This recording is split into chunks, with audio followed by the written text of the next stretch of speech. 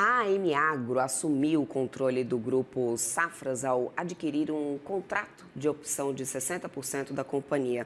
O grupo tem uma dívida de 1,7 bilhões de reais e vinha já tentando entrar em uma recuperação judicial.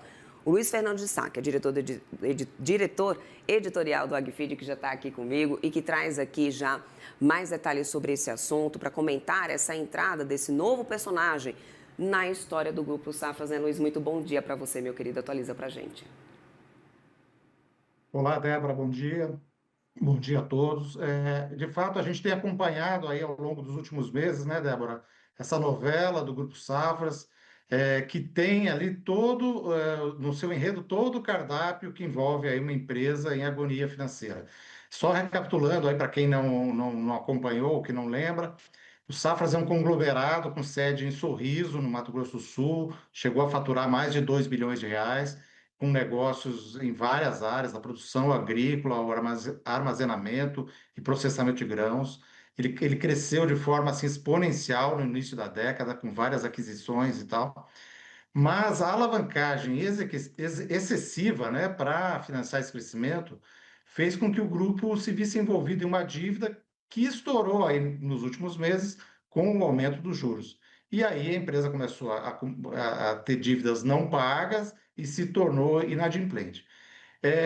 O débito, aí, como você disse, supera 1,7 bilhão de reais, e desde abril, o Safra vem enfrentando aí toda sorte de ação judicial com credores, com arresto de bens, reintegração de posses de uma indústria de processamento de soja operada por eles, enfim. E por conta disso, ele vem buscando a saída da recuperação judicial.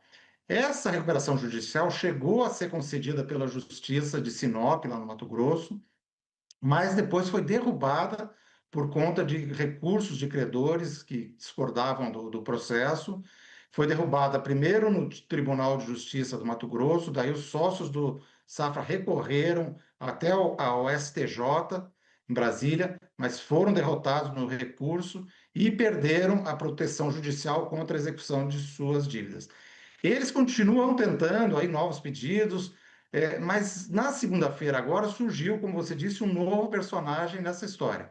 E surgiu de uma forma que surpreendeu todo o mercado, seja pelo nome envolvido, seja pela forma com que ele apareceu. Bom, o nome é esse que você disse, AM Agro. É uma empresa praticamente desconhecida do setor, foi fundada em 2019 por um grupo de investidores e executivos aí do agro e do mercado financeiro. Esse grupo, a AM Agro, ele anunciou que estava assumindo o controle do Grupo Safras através da aquisição da cessão de direitos de um contrato de opção de compra de 60% do Safras. Esse contrato estava em mãos de dois fundos de investimento, o Alcateia e o Axioma. Ambos os fundos são geridos pela mesma empresa, que é o Feed Group. Eles foram assinados, esse contrato teria sido assinado em agosto passado, com Safras, em troca da promessa de que esses fundos captassem 400 milhões de reais para justamente aportar no Safras e ajudar a solucionar aí a questão financeira. Bom, até agora, até segunda-feira, eles não haviam exercido essa opção de compra, mas na segunda-feira eles notificaram os Safras de que estavam cedendo os seus direitos a um outro fundo, que é o AGR Special Situations, que é gerido por uma outra gestora chamada Yards Capital. Mas a Yards é só a gestora. O dono do fundo, de fato, é a tal AM Agro, e que decidiu exercer essa opção de compra. Então, ela comunicou que vai exercer essa opção de compra e, com isso, assumir o controle, assumir 60% do Grupo Safras e o controle. Bom, como eu disse, a M-Agro é uma empresa quase invisível, ela não há registro de operações dela, assim, conhecidas e tal. Os seus sócios são super low profile, a gente não tem muita informação sobre eles. O único nome conhecido, ou pelo menos o único que deu literalmente as caras aí nesse momento, foi o Marco Teixeira. O Teixeira é um executivo já com referências do setor, conhecido, foi vice-presidente do AgroGalaxy, na época da expansão da rede de revendas de insumo. Atualmente é CEO da Superbac, que é uma fabricante também de insumos com sede em Curitiba. Eu conversei com ele ontem, Débora, e tentei entender um pouquinho melhor o que é a M-Agro, né? Mas a verdade é que ele não me deu nenhuma indicação clara de projetos em que ela já está envolvida. Ele foi bastante genérico ali nas respostas, disse que é uma empresa formada para captar recursos, investir numa tese de verticalização do agro, atuando desde a compra de terras até a agroindústria. Diz que tem já algumas operações aí em andamento, com fazendas no Mato Grosso, no Mato Grosso do Sul, melhor dizendo, e também no exterior, mas não me citou nominalmente nenhum caso. E disse também que o Grupo Safras foi o escolhido aí para um investimento, porque ele cabe bem nesse modelo de verticalização. E de fato cabe. Como eu disse, o Grupo Safras ele vai desde a produção agrícola até a industrialização dos grãos, né? Bom, o Marco Teixeira afirmou também que a AM Agro já enviou para o Mato Grosso seus times de gestão e time financeiro para ter, segundo as suas palavras, as conversas necessárias com os sócios fundadores do grupo, né, que passariam a deter 40% da empresa, passariam a ser minoritários, e com os credores. Bom, esses fundadores são dois nomes bastante conhecidos lá na região de Sorriso. Um deles é ex-prefeito do município, o Dirceu Rossato, o outro é um empresário de uma família tradicional local, que é o Pedro de Moraes Filho. Então.